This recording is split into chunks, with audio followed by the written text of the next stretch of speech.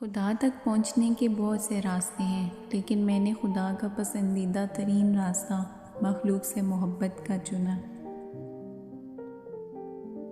اگر آپ کو ہر مادی چیز کی قیمت معلوم ہے مگر اپنی قدر معلوم نہیں، تو اس سے بڑی کیا بے وقوفی ہوگی۔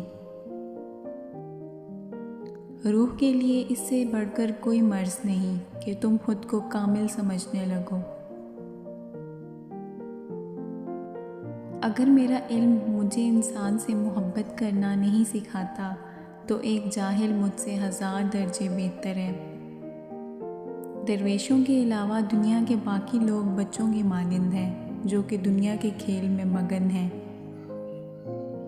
تمہاری اصل ہستی تمہاری سوچ ہے، باقی تو صرف ہڈیاں اور خالی گوشت ہے۔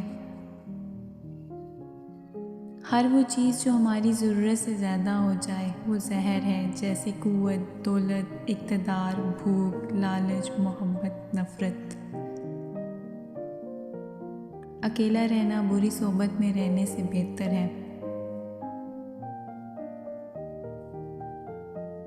پرسکون وہ ہے جس کو کم یا زیادہ کی فکر نہیں ہوتی۔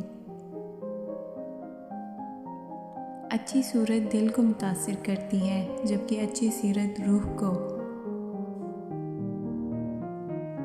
اگر کامیابی حاصل کرنا چاہتے ہو تو مسلسل محنت کرتے رہو۔